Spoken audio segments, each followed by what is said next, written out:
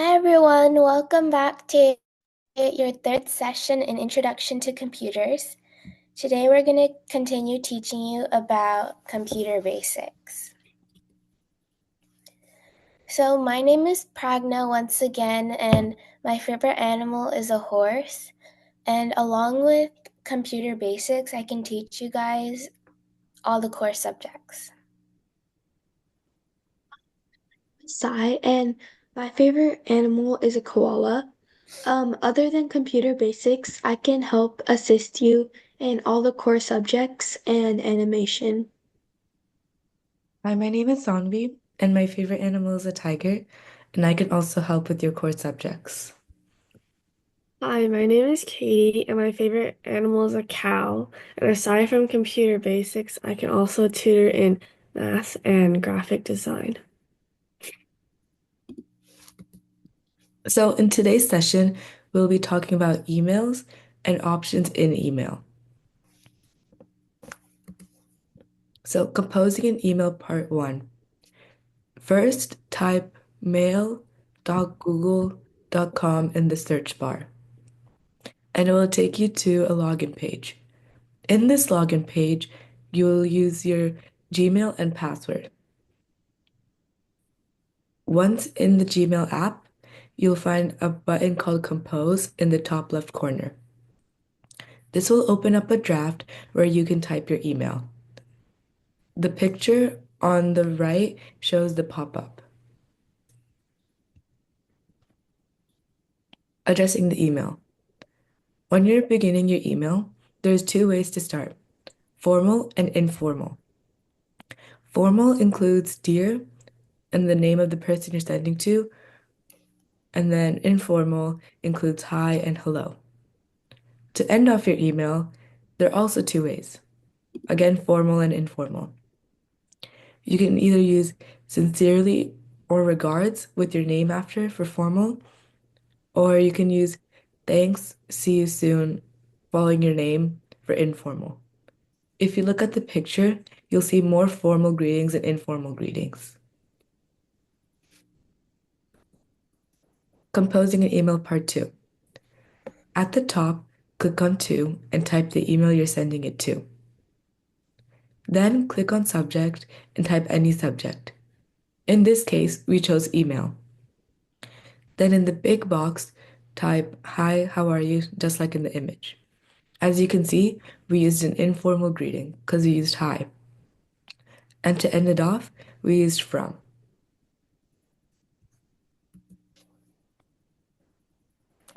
Now we're going to be talking about a couple different settings and options that you can use within the actual email. First, we have the CC option, which stands for carbon copy. This option is located on the top of the email on the right-hand side of the to bar. This allows you to send a copy of an email to people other than the primary recipient. To use this button, open a new email, click the CC button, and enter the email address of the secondary recipient of your choosing. You may type multiple email addresses in this section. There are many situations in which you may want to use the CC button, like to keep people informed without requiring a response, to ensure all relevant parties are aware of a conversation, and to keep stakeholders updated on a collaborative project. The picture shows a red box circling the CC button. Next, we have the BCC option. This stands for blind carbon copy. Unlike the CC option, the BCC option will allow you to send an email to multiple people without revealing who else you're sending the email to. Another difference is when someone wants to reply to an email with BCC recipient, then only the sender will receive that email. You should use BCC when sending an email to large groups, and you don't want their email addresses to be visible to each other, like a mass mailing or a newsletter. The BCC option is located directly next to the CC option on the to bar at the top of any email. You can see in the picture circled by the red box. Now we're going to be talking about the different formatting options within an email.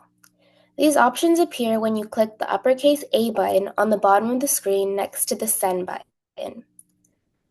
A pop-up will appear that has the following settings: Undo to remove the text you just typed, Redo to counteract the undo button, Font to change the style and font of a text, Size to change the size of a text from small, normal, large, or huge, Bold to change the selected text to bolding, Italics to change the selected text to italic, and underlining will you underline the selected text. Text color to select the text color or the background palette. Align to align the text to left, center, and right. And the numbered and bulleted lists to number the lines or make them bullet points.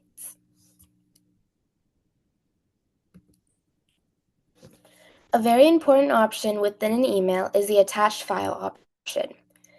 This option looks like a paperclip next to all of the formatting options at the bottom of your page. When you click on this button, your computer's desktop will appear, showing you all files you have on your computer. When you have located the file you want, click on it and click on the Open button. The file you selected will then be attached to the email. You can see the following steps happening in the picture.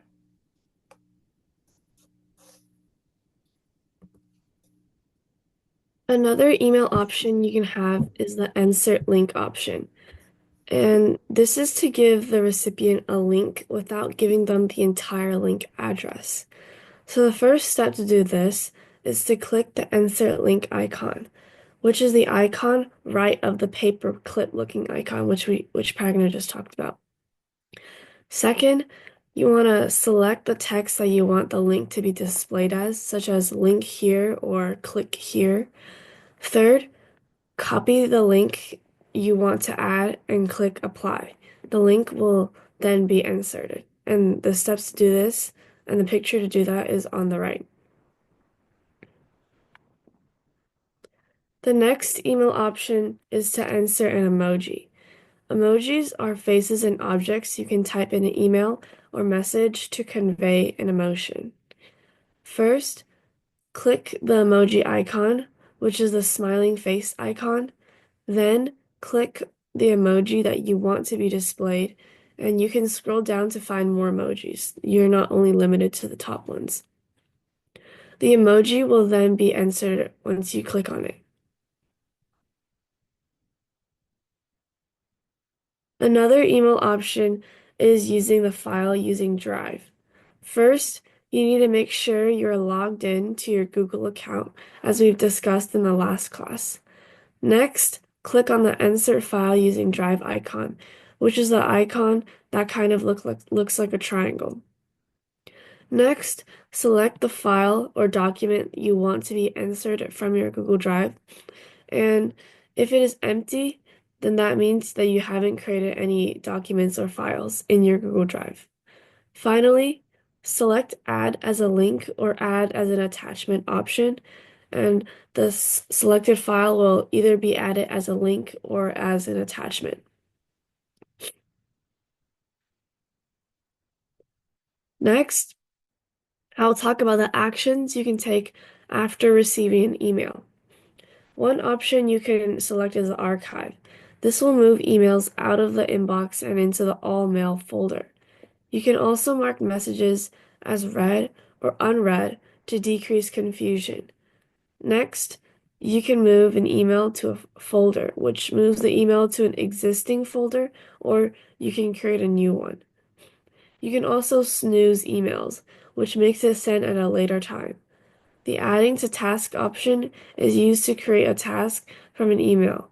You can also create an event to set up a calendar invite. Finally, the label as option is used to categorize emails into different folders, and you can find all of these options at the top of the email below its title.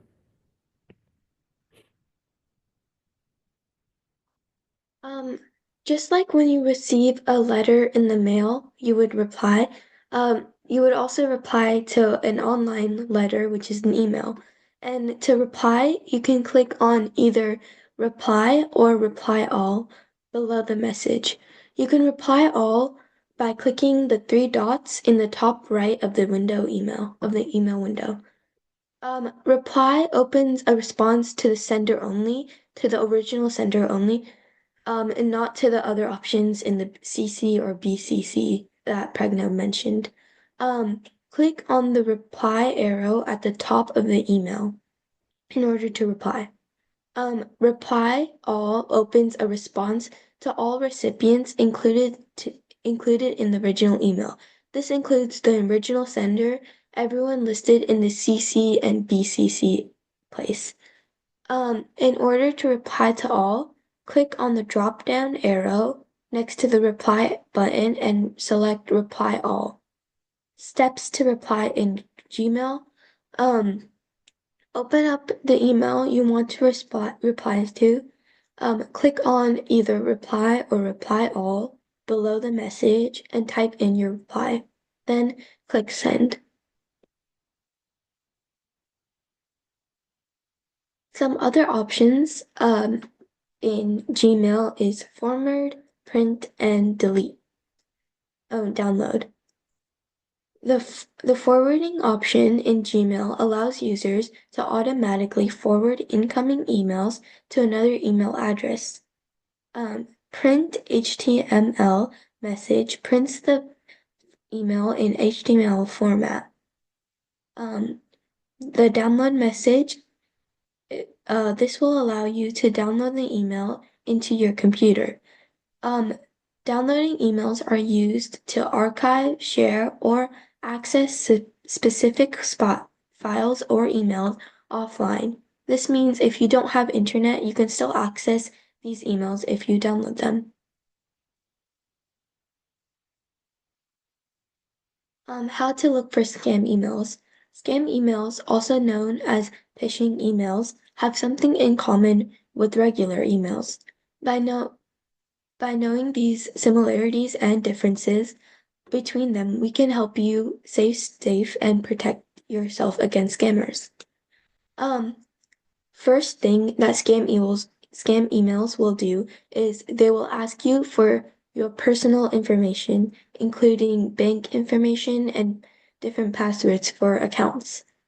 Second, they will claim that there is a problem in your account, usually involving payment or money.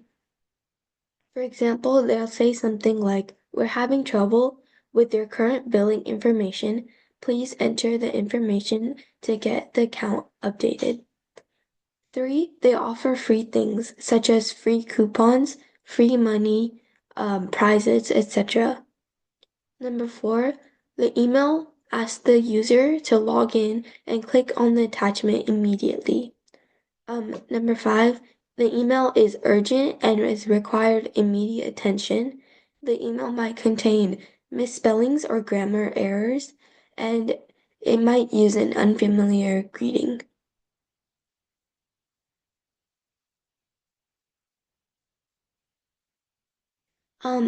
Different tools to help with grammar or punctuation. Tools including Google Docs, which we will go more in depth in future lessons. In Google Docs, you can use tools, spelling, and spell check to help you with your spelling.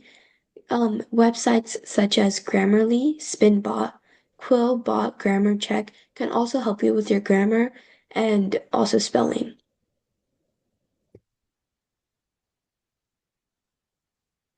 For the activity for this week, you will be assigned to practice making an email using the correct email format and the skills we have learned today, such as using the link or an emoji or any other email option.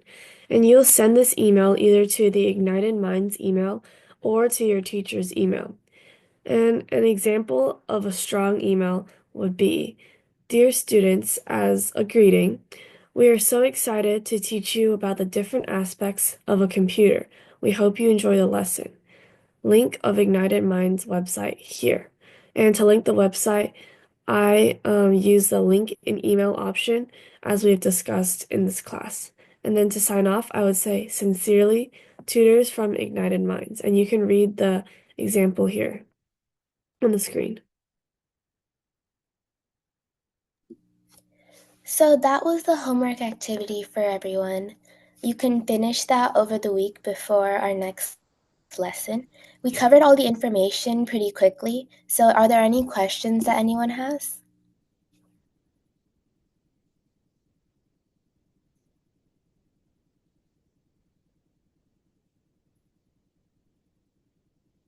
No questions?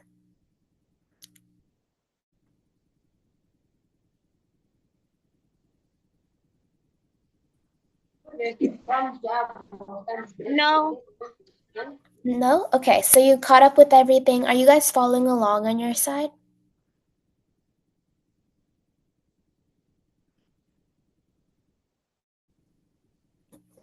Okay. So that is everything we have prepared today. So you guys can try and locate that on your side and see if you have any questions for a couple minutes.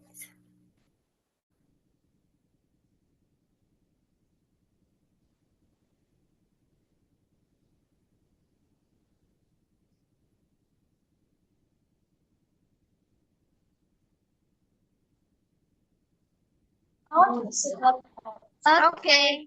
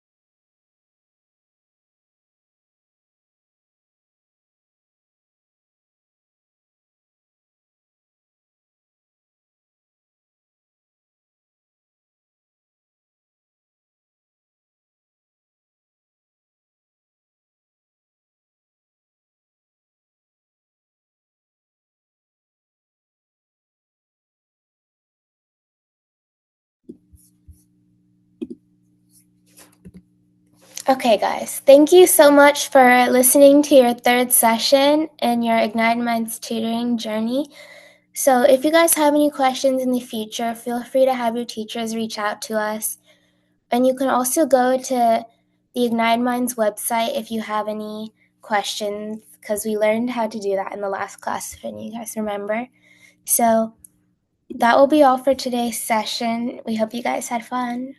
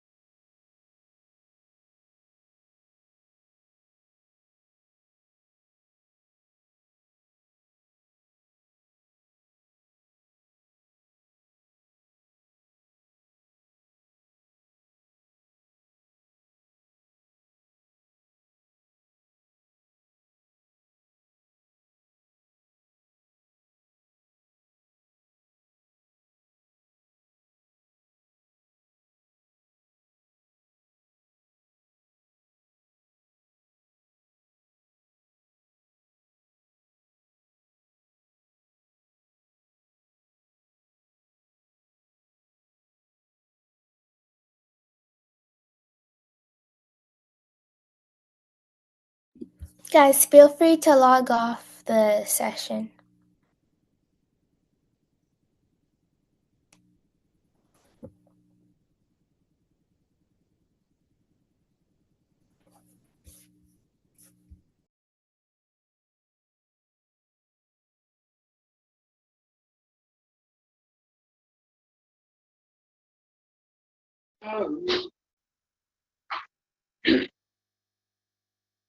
Thank you so much for the facilitation.